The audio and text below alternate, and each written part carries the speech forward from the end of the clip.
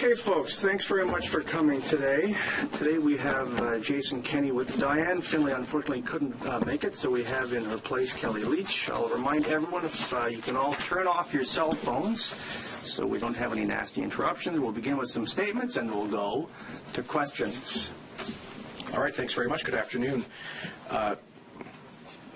Canada is experiencing skills shortages right across our country, and they're particularly acute in certain regions and industries. And this is preventing economic growth and could hinder a full recovery. While we still have a lot of work to do and Canada's economic recovery remains fragile as the global economy continues to experience uncertainty, Canada is on a strong path. We have experienced the strongest job growth in the G7 with over 900,000 net new jobs being created since the global downturn. Le FMI et l'OECD ont tous deux placé le Canada en tête pour ce qui est de la croissance économique au cours des années à venir. Tandis que le ralentissement économique se résorbe, les pénuries de main-d'œuvre qualifiée dans certaines régions et certains secteurs constituent un problème grandissant. We're facing a paradox of jobs without workers and workers without jobs. At the same time, the demand for temporary foreign workers has been on the rise. We've been concerned about examples of the program not being used as intended. Canadians must always have the first crack at available jobs in our economy. The temporary foreign worker program was intended to fill acute labor shortages on a temporary basis only, not to displace Canadian workers. Le but du programme des travailleurs temporaires étrangers était de pallier les importantes pénuries de main-d'œuvre de manière temporaire seulement et non de supplanter les travailleurs canadiens. Comme l'indique le plan d'action économique 2013, le gouvernement est déterminé à prendre des mesures concrètes pour s'assurer que le programme est utilisé aux fins pour lesquelles il a été conçu. My colleague, Dr. Leach, will outline some of the changes that are being made to the program by Human Resources and Skills Development Canada, and I'd like to outline some of the changes being made in the purview of Citizenship and Immigration Canada. We will increase our authority to suspend and revoke work permits and labour market opinions if the program is being misused. This will give us the flexibility to respond to emerging situations and, when necessary, take immediate action against those who don't follow the rules. In addition, we will work with employers to ensure they have a solid plan in place to transition to a Canadian workforce over time so that temporary foreign workers don't become a long-term solution. Le plan de transition devra être présenté à HRSDC par l'employeur dans le cadre de sa demande d'AMT. Lorsqu'une demande d'AMT sera présentée, le ministère examinera le plan de l'employeur et, avant de délivrer un AMT favorable, déterminera si ce plan est assez rigoureux pour assurer la transition à une main-d'œuvre totalement canadienne. Employers will be required to document their ongoing efforts to transition to a Canadian workforce. A review of the employer's progress against the transition plan will occur if the employer applies for another labour market opinion in the future. We're also introducing user fees for employers applying for temporary foreign workers so that these costs are no longer absorbed by taxpayers. Until now, there was no charge on employers applying for these labour market opinions. We will be assessing a full cost recovery fee for the labour market opinions in the future, in addition to which we will be imposing what's called a privilege fee or a user fee for work permits for temporary foreign workers above the current fee of $150. Taken together, these changes will strengthen and improve the temporary foreign worker program to support our economic recovery and growth and ensure that employers do more to train and actively recruit Canadians before looking abroad for labour market options. When skills shortages are acute, the program is an important short-term last resort for Canadian employers. It can help them continue to grow and ultimately create more opportunities for Canadians. Cependant, si les employeurs ne peuvent démontrer qu'ils ont fait de sincères efforts pour embaucher et entraîner les Canadiens et pour passer à une main-d'œuvre canadienne dans un délai raisonnable, nous ne les autoriserons pas à recruter des travailleurs étrangers temporaires. Finally, as part of the ongoing review of the program, we'll seek input from Canadians on further changes to ensure the program is working in the best interests of Canadian workers and employers. Cross-Canada consultations will be held over the coming months with businesses, industry and trade organizations, unions, provinces, and others on additional changes to the Temporary Foreign Worker Program. Le gouvernement prend des mesures rapides et décisives pour répondre aux préoccupations entourant le programme des travailleurs étrangers temporaires et veiller à ce que les Canadiens soient toujours les premiers dans la file. Our number one priority remains jobs, economic growth, and long-term prosperity. The Temporary Foreign Worker Program is an important backup plan to ensure that people are available where Canadians are not applying or qualified, but we intend to ensure that it works better.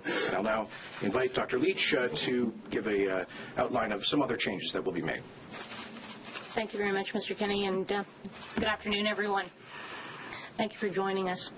As I'm sure you already know, Canada is facing major skills shortages, and they are hurting our economy. Let's be clear, we have a very real mismatch between the skills that workers have and what employers need in this country. If you want some sobering statistics, here they are. It's estimated by 2016 that over 1.5 million skilled job vacancies will be here in Canada, and those vacancies will rise to 2.6 million by 2021. The Canadian Chamber of Commerce has identified Canada's skill shortages as the #1 issue facing its membership. Addressing this challenge is a national priority and a priority for our government. That's why we're introducing a three-point skills plan, a strategy as part of the Economic Action Plan 2013. First, we're creating the Canada Job Grant, which will take skills training choices out of the hands of governments and put them where they belong, in the hands of employers and Canadians who want to work. Second, we're creating the opportunities for apprentices by making it more practical and easier to get the experience they need to make the leap to journeymanship opportunities.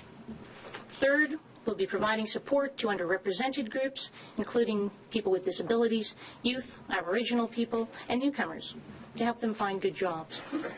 In addition to our strategy to address Canada's skills shortages, we're transforming the Temporary Foreign Workers Program. The Temporary Foreign Workers Program is meant to help fill vacancies, those real and very acute labor needs. However, Canadians have real concerns about the program, how it's being used by employers to replace Canadians with foreign workers, and not always allowing Canadians to have the first crack at Canadian jobs. We understand why Canadians are asking questions, and quite frankly, our government shares their concerns. The program was never intended to displace Canadians. As you're aware, our government has been conducting a review to make sure that Canadians are considered first for all available jobs. These changes stem from the review of the Temporary Foreign Worker Program and follow the intentions we announced in Economic Action Plan 2013. And today, given our departments have joint responsibility for the Temporary Foreign Worker Program, Minister Kenney and myself are here to announce putting in place those 7 changes, some of which I will comment on. A number of these changes will come into effect immediately, and some will be introduced through legislation. We will be requiring that employers using the program pay temporary foreign workers the prevailing wage for a job. Laissez-moi donner des précisions sur ces changements. So let me clarify that change. In the past, employers had the flexibility to pay temporary foreign worker wages 15% below the average prevailing wage for a higher skilled occupation and 5% below average prevailing wages for a lower skilled occupation, provided that they can demonstrate that the wage being paid to a temporary foreign worker was the same as that being paid to a Canadian for the same job in the same location. This measure was not effective. and the option will no longer be available under the new wage policy. In addition, following the concerns that have been raised, we are temporarily suspending the accelerated labor market opinion process. This suspension will be effective immediately. Third, we will be asking questions as part of the labor market opinion application process used by employers. This will be to specifically ensure that when employers bring in a temporary foreign worker, no Canadian worker is displaced as a result of outsourcing. These changes will be made in short order. Furthermore, we are restricting English and French as the only languages that can be identified as a job requirement. Minister Kenney has already outlined the other changes. These changes will strengthen and improve the temporary foreign worker program to support our economic growth and recovery. We'll be monitoring the changes and looking at further changes in the coming months. As part of the ongoing review process, I'm pleased to also announce that our government will be seeking input from Canadians on further changes to the program from HRSDC. Over the coming months, we'll be holding cross-Canada consultations with businesses, trade organizations, unions, and other groups to make sure that the program is working in the best interests of Canadians. Thank you very much. Thank you very much. So we have a full room with lots of people who want to ask questions. So I'm going to ask everyone to try and keep your questions and answers as focused as possible so we all get a chance. Starting with Terry Molesky of CBC. Thank you. Focus question. Mr. Kenney, not an hour ago you were telling the House of Commons that the NDP's claims that the foreign worker program allows you to pay 15% less was nonsense, that they were making it up. Aren't you going to have some difficulty getting rid of that provision if it doesn't exist? No, you're misunderstanding the provision, just as the NDP is. Let me explain this. The provision, the requirement has always been that Canadian employers, in order to get a labor market opinion to hire someone from abroad, must offer the position to qualified Canadians at what is called the prevailing average regional wage rate, which is based on data on an occupational category taken by Stats Canada and HRSDC, which determines what is the median average for a particular occupation in a particular region of employment. And some employers came to us to say that this created an aberration where, because of course for every job there is a range. There's a starting salary. People typically move up in terms of their compensation based on their duration or their performance. And the aberration was that newly hired temporary foreign workers, the requirement was that they be paid the average when newly hired Canadian workers were paid a starting wage that was by definition less than the median average. And so employers said to us they didn't think this was reasonable, that they should have to pay the new hires from abroad more than the new hires from within Canada. That's why we implemented on a pilot basis the 15% flexibility for high-skilled workers and the 5% for low-skilled workers. But what's always been misunderstood here, Terry, is that a requirement was that they could not pay 15% less for high-skilled, 5% less for low-skilled, unless Canadians were being paid 15% less than the median average, or 5% less for low-skilled workers. So that's why I guess it's easier to convey a falsehood in 30 seconds in question period than to explain a complicated truth. But the truth is very simple. The requirement was still that they could not get paid less than Canadians in the same job, in the same workforce. There was simply a reflection of the range from starting salaries upward. But in our experience since we put in place the flexibility in April of 2012 has been that less than 5% of employers actually used the flexibility that they were given to pay less than the median average. And so given the confusion about this, and given the fact that it has not been used, we decided to end the pilot. And I still haven't figured out how to explain that in 30 seconds. So. Well done. Sorry.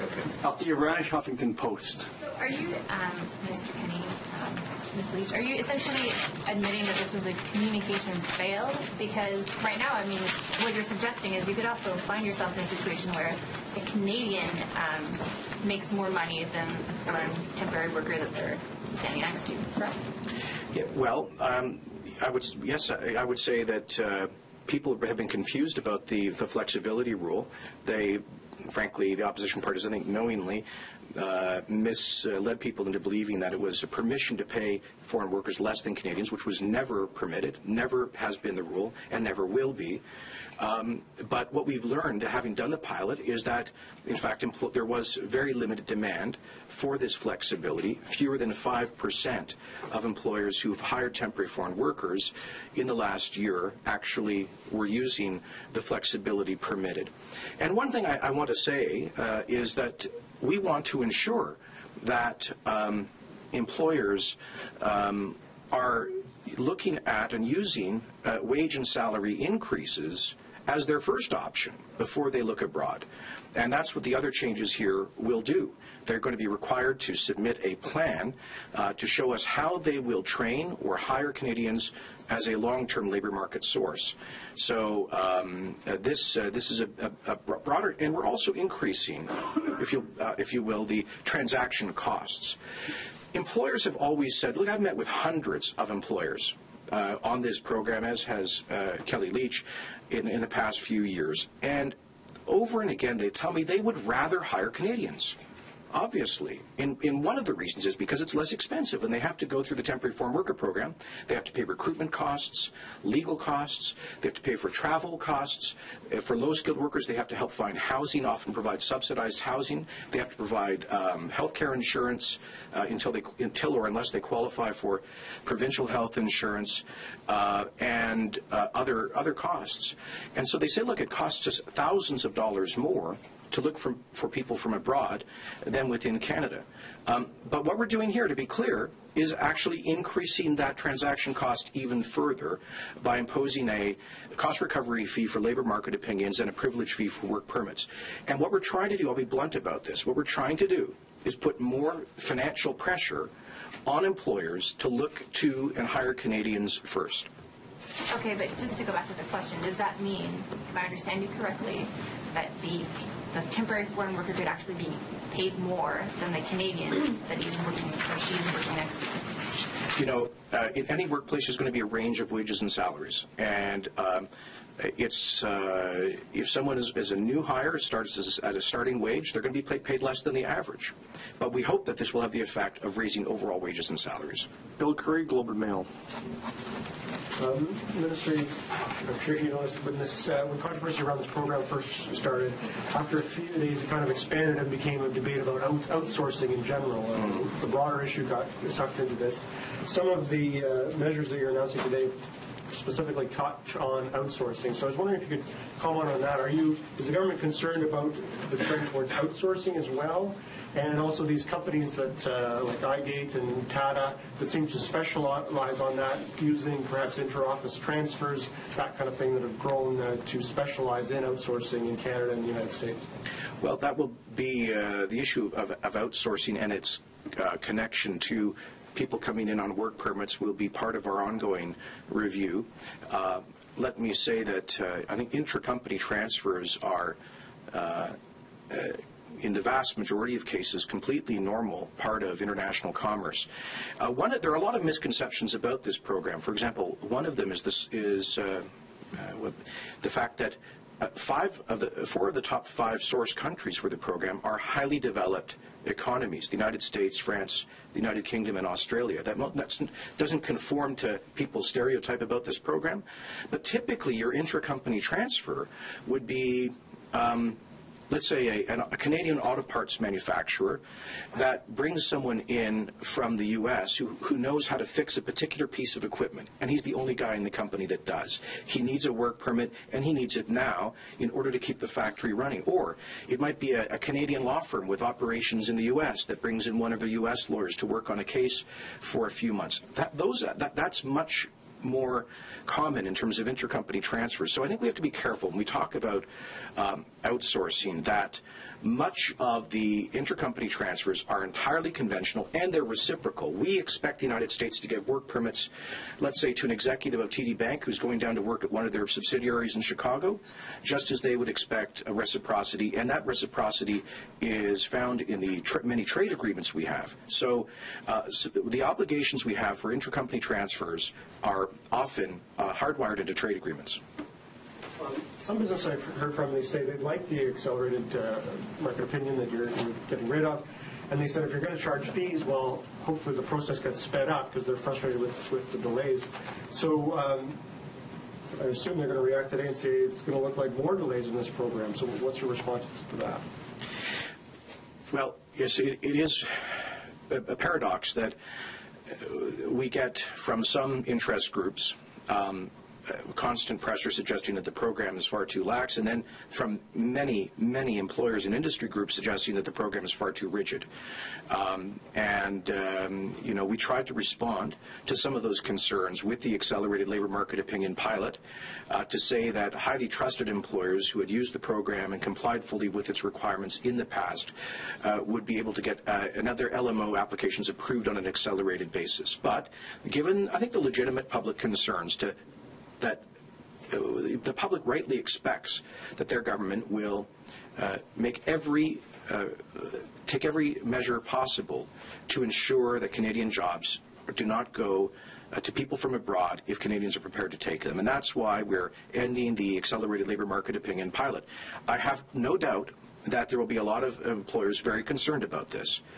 And our message to them today is don't just double but triple your efforts to hire and train available Canadians for the work.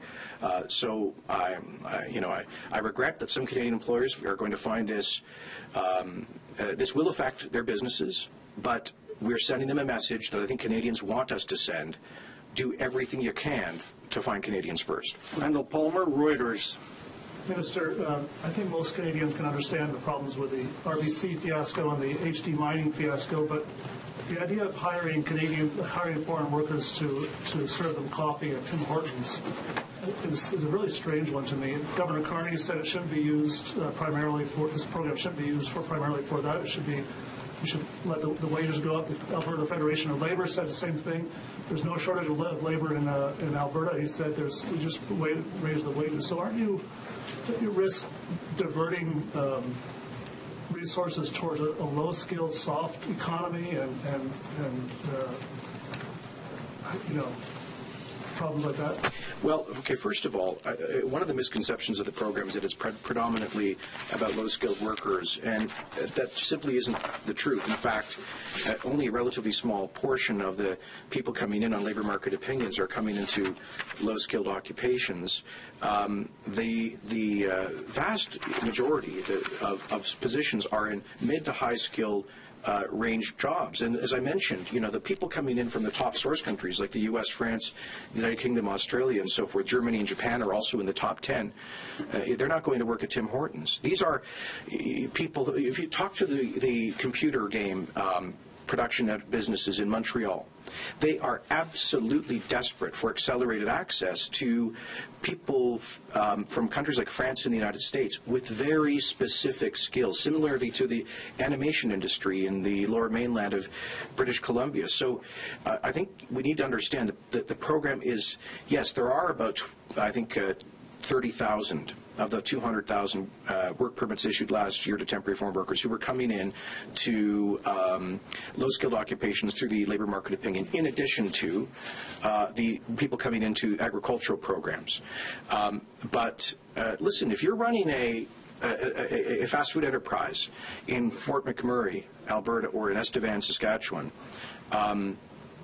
you have a real serious scarcity of labor because typically young people who might traditionally take those jobs are instead able to make 4, 6, 7 times as much in low-skilled jobs in the extractive industries, for example. So this is a real issue. We can't ignore it. Now, on the other hand, the Canadian Restaurant and Food Association says that of the more than 1 million people employed in their industry, only about 2% are temporary foreign workers. So what we're trying to find here is the right balance. ensure that Canadians get the first crack at jobs, but don't shut down businesses that are actually functioning because of a lack of labor. Can't Tim Hortons simply raise the price of their coffee and then pay their workers more and thereby avoiding our subsidizing them? A lot of the employers I meet all say they have constantly raised their wage rates, and there are some industries where I think there actually is a lack of flexibility. When I talk to the greenhouse operators in Alberta, for example, they tell me they're paying $18 an hour, and they have to compete to sell their produce with American producers who are paying their workers $4 or $5 an hour, to give you one example. I met with the landscaping operators in Calgary are paying $16 an hour as a starting wage for mowing a lawn. So at some point, people they can't pay more, because at some point they surpass demand, the demand for the product, their service. So this is we're trying to calibrate this correctly, and that's what these changes are designed to do today. Martin Berger, Radio Canada. Mr. Minister, am I wrong to assume the following? What you are announcing now, which is to force employers to hire Canadians, are you saying that this is going to improve EI reforms of your government, which forces, which is forcing people to take jobs? Yes, we were forceful on that last year when we announced EI program reforms. These reforms are linked to en ce qui concerne le programme de travailleurs changes we are temporaires, parce making que to the c'est pas temporary seulement foreign workers program. au nord de l'Alberta It's not où only Tim in Hortons cherche northern Alberta les where travailleurs Tim temporaires, Hortons c'est même outlets are looking dans for certaines workers. communautés It's the avec same un taux situation de in other chômage très communities with élevé. a very Écoutez, high moi j'ai unemployment rate. reçu Listen des here, lettres I've des received députés letters d'opposition from qui opposition ont des MPs circonscriptions avec un taux de chômage de plus de whose 10%, ridings have an unemployment rate of over demandant 10%. davantage These de travailleurs MPs have temporaires. asked for Il y a temporary foreign workers. des compagnies qui font There les are companies, fish processing plants dans l'Est fish processing plants in Eastern quand ils font Canada les publicités pour who les travailleurs locaux advertise for avec un taux de local chômage de workers 13 à 15%, in areas il n'y with a pas de an demande. unemployment Donc, rate of oui, 13 c'est to clair que 15%. There's nous, no uptake. avec les Therefore, it's changements clear au that programme de with these l'assurance emploi, changes, or nous rather with the changes envoyons announced to the EI aux program, chômeurs l'information pour les emplois qui sont disponibles, qui sont déposés par les employeurs qui demandent des travailleurs temporaires. Et également, nous exigeons que les employeurs offrent les emplois aux chômeurs locaux avant qu'ils posent des demandes pour travailleurs temporaires. C'est un effort à lier les chômeurs avec les emplois so we disponibles. really want to match the unemployed with jobs. You've also said that employers who hire temporary foreign workers who want to do this have to fill out a questionnaire and that the process will become heavier. How is this going to be carried out? I'm trying to find the exact wording. Companies who have temporary foreign workers will have to present a plan showing they will transition to a Canadian workforce. How's that going to work? En ce qui concerne le niveau de salaire, Well, they have to show salary levels. So you're saying that employers who want to hire temporary foreign workers will have to transition to a Canadian workforce. Is that what you're saying? Yes. We're saying that in future, if an employer is asking for a labor market opinion, de marché de travail, merci, un avis pour marché de travail, à l'avenir, il faut déposer avec la demande un plan pour former et engager les Canadiens dans leur commerce local. Et nous ne publions pas aujourd'hui les détails. Il y aura une certaine flexibilité selon les business et les régions, mais en bout de ligne, ça va forcer les propriétaires, les employeurs à démontrer qu'ils pensent à long terme de l'engagement des Canadiens.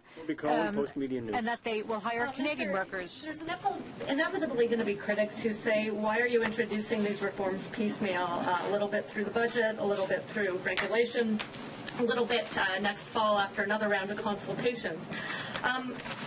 Why not just put a moratorium on this program and come back finish these consultations and reintroduce a whole new program? You've certainly done it in other immigration streams. Why not the temporary foreign worker program? Well, a couple of things. First of all, we've been making modifications to the program all along, as did the previous government. So making changes is nothing new. In fact, this is probably the single biggest package of changes, and we will continue to listen. You know, this is about striking the right balance, and it's not like a government can get that right permanently in one series of changes. So we will continue to monitor the situation in the Canadian labour market, the effects of these changes as we look at potential future modifications, to strike that balance, to make sure the program is only being used as a last resort, but not to change the rules to a point where, you know, for example, I wish some of the people who cover the issue would go and talk to some of the employers and hear the actual concrete challenges they face. If you are a Canadian business and you've got a piece of equipment that's broken down and your factory shut down because of it, you're frustrated with the roadblocks that currently exist in the system to bring someone in from abroad, the only person that knows how to fix that equipment. So these are the kinds of, similarly we have, when you ask why don't we just completely suspend the program, well, we have, much of the program operates on the basis of legal obligations we have under treaties, like NAFTA, for example. And many of the trade agreements we signed, there are limited annexes for labor mobility that we have legal obligation to respect, and those are bilateral. Canadians benefit from those. There are hundreds of thousands of Canadians working in the United States right now on work permits, thanks to those bilateral arrangements, and they indirectly, I think, help our economy. But, you know, a lot of aspects of this program, you know, if, for example, if we were to just announce today that we're suspending the seasonal agricultural worker program, which is one of the many subsets of the temporary foreign worker program, you would have Canadian agricultural operators, from the orchards in BC to the vineyards in southern Ontario to the Christmas tree operators in Nova Scotia, basically telling us that we're putting them out of business. Finally, many aspects of this program are not controversial, are quite benign. For example, the single largest portion of the temporary foreign worker program, no one ever talks about it, it is the youth mobility program. It's a series of bilateral arrangements we have with other developed countries that allow kids to travel back and forth, take a job for a while they live in the country. So I don't think anyone is really expressing deep concern about the young Aussies working as ski instructors in Whistler for a few months while they're on their working holiday program, or the young French participants in the working holiday scheme who come to Montreal and perhaps work in the service industry for a few months while they get to know Canada. That's 60,000 people in that cohort alone, the Youth Mobility Program. That's a quarter of the overall program. So again, a lot of this is not contentious, and we shouldn't throw out the baby with the bathwater. So, some say you've only been listening to businesses, though, and employers, that parliamentarians have not been consulted on this, that Labour hasn't. Alberta Federation of Labour put out a critical report today. Who have you been consulting, and is it kind of one-sided? In the most recent round of consultations, we very purposefully included representatives of organized labor. We want to hear balanced views on the program. I acknowledge that businesses and employers have a legitimate perspective, but it's not the only one. And we will continue to listen to the full spectrum of opinions on this going forward. I'll tell you this, we'll also listen to provincial governments, and I know what the governments in Saskatchewan and Alberta are going to say, for example, which is that they need this program desperately to keep their economies moving. Okay, we're running short on time, and I want to make everyone happy, so let's all think in brevity. Sorry. All of us. Marie Vestel, Le Devoir. Mr. Kenney, I have two fact-based questions just to check with regard to the agricultural program. You said that the government will have the increased power to revoke or suspend permits. Are these the only changes which will apply to the agricultural stream, or will the entire reform apply to agriculture? Question two, with regards to withdrawing work permits, is that a power you have or your officials?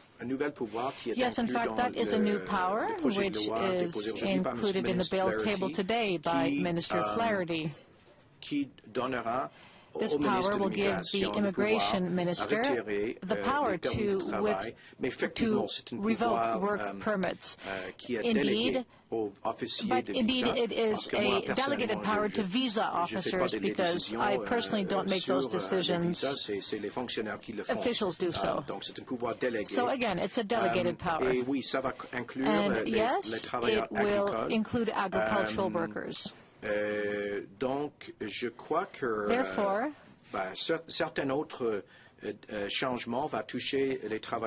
some changes will affect agricultural workers.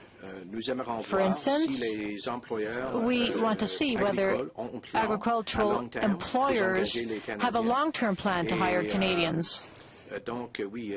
So yes, there are certain other changes which will affect that sector. I also would like to follow up on Bill Curry's question. SMEs, small and medium-sized enterprises, will say that they're dealing with so much paperwork already, it's costing them a lot of money. You're saying that often if you bring in a temporary foreign worker, you have to pay for airfare, housing costs, and all that. What do you say to these SMEs who say that the process is already too cumbersome?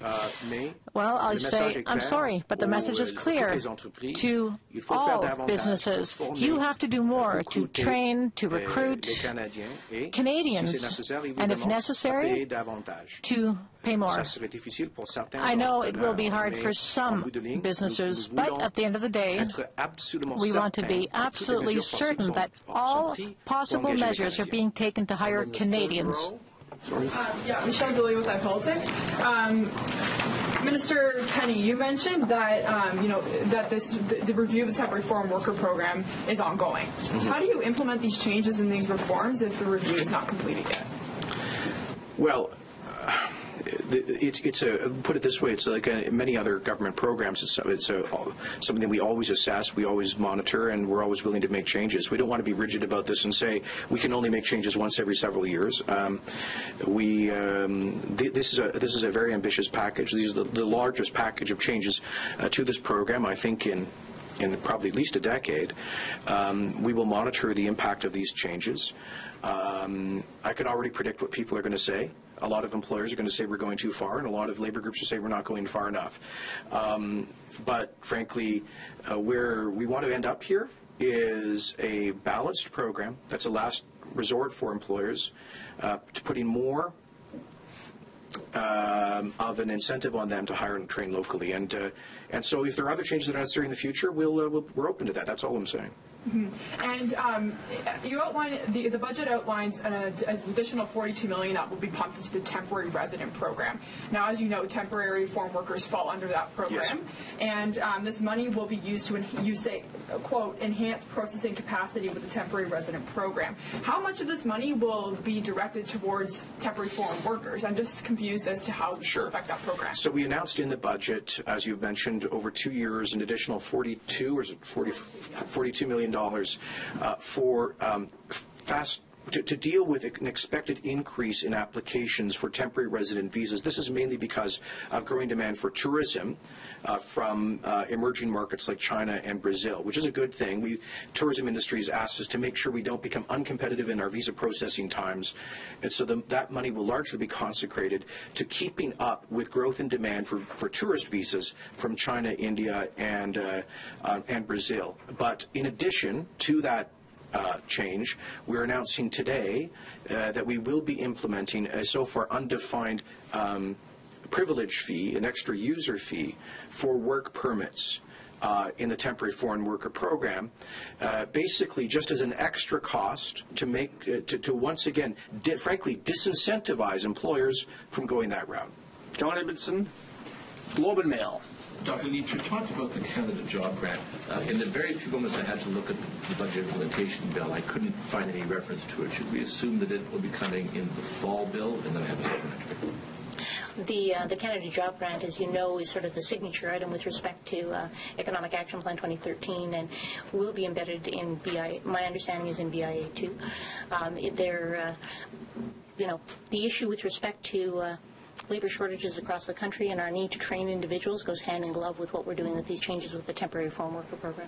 A number of provinces have expressed reservations about the program. It's twofold. The one is that you are cutting funding to a well-established program that you asked the provinces to enter into. And then secondly, you're asking the provinces to contribute money to your new program. Is it fair to cut funding to the provinces on the one hand and then ask them for more money on the other? Well, I think what's fair is what's fair to Canadians. And what we want to make sure of is that Canadians are being well trained for the jobs that exist today.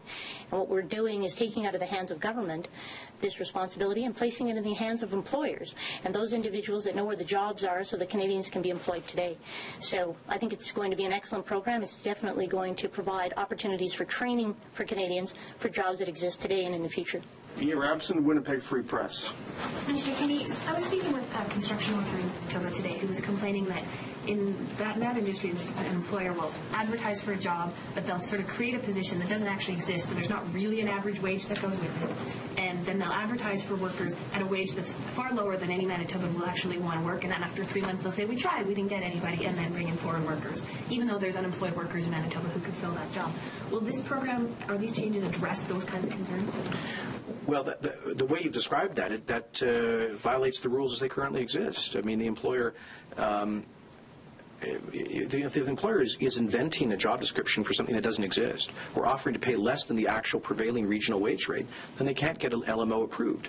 I suppose this will help to ensure that there is rigorous due diligence on the part of HRSDC for every LMO application, because we're taking away the accelerated process that allowed compliant employers to get a LMO approved more quickly. So yes, there may be, the process will move more slowly now, and HRSDC officers will be taking a closer look at the job description, at the wage rate. But my encouragement to that construction worker would be, give us the details, because if he's aware of an employer who's cutting corners and not respecting the law, then remedial action should be taken. And is it also true that basically none of these changes will apply to the seasonal agricultural workers? Yeah, we're exempting that sector from for example, the higher costs, because we find that the seasonal agricultural worker program works extremely well. Of course, every now and then there may be a bad employer, and they should be dealt with severely. But, and in fact, one power that we've added is to bar bad employers who do not respect the rights of their workers, or about whom there have been disciplinary action taken by the relevant provincial labor department. We will now bar them from getting work permits in the future. But generally the way the seasonal agricultural worker program works is through bilateral arrangements between Canada and certain countries, typically in Central America and the Caribbean. Those countries help to recruit and train people, make them aware of their rights. The employers have to sign binding contracts with them, provide them with housing, etc. They come in typically for a few months, make infinitely more than they could in their country of origin, go back with their savings, and in many cases come and go for years, and they're quite happy with the way that program operates.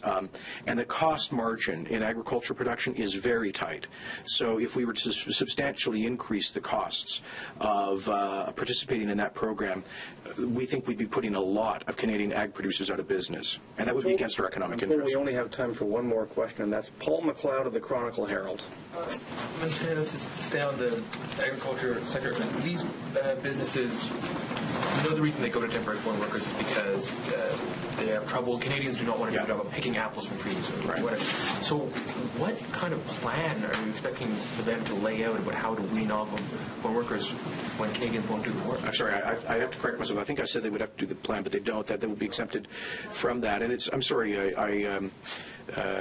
they will be exempted from that requirement in the seasonal agriculture worker program. It's funny, you know, I often tell an anecdote about how a couple of years ago I was in the Okanagan, and I asked one of the farmers, and the orchard farmers was complaining about the temporary worker program being too rigid, and I said, why don't you pay Canadians more? Why don't you have young Canadians working on your operation here? And I said, when I was in college, I remember young Canadians would come out and work in the orchard farms, and he said to me, you don't understand. If the job doesn't involve a computer or an air-conditioned work environment, the young Canadians are not interested in coming and working on an orchard anymore. So there's been a change of expectations in our own domestic labor force, and those are the kinds of jobs that, frankly, a lot of Canadians just won't do anymore. So, let me switch gears. You've given your department the power to crack down on the system, but how are you going to enforce these new rules? Are you going to have to hire new staff in your department to be enforcing them now?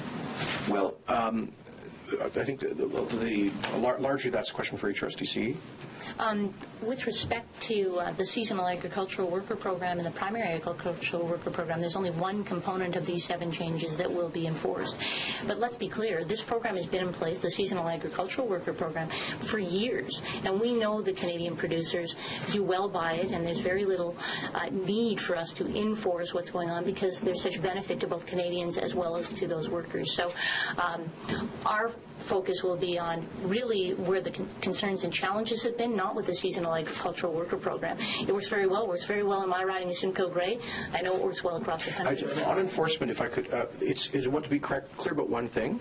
It's the responsibility of the provincial governments, who have constitutional responsibility for labor market regulation, to ensure that the employers are compliant with the same basic rules of work, of pay, work conditions, etc., as Canadians get. And so we do encourage provinces to take that responsibility seriously. I recently wrote to provincial immigration and labor ministers reminding them that we've established a new process where they can report bad employers to us and we will blacklist them. So we encourage provinces to take that seriously. How do you make sure employers follow that transition plan, that they actually carry through? We'll be doing that through the LMO process. So it just gets reviewed when they file a new LMO? Correct. So when they put forward an LMO, there'll be an expectation that there is a plan for transition from their temporary foreign workers to full-time Canadian work employment. And so if they don't provide that plan, they will not be having their LMO renewed. In the future. So they're carrying it out, though? That they're actually, how do you know that they're carrying out that plan? Carrying out the plan? Because we'll see whether or not Canadians are transitioning into their workplace. Thank you very much. All right, thanks very much, everyone. Thanks for your patience. Thank you, sir. Thank you. Cheers.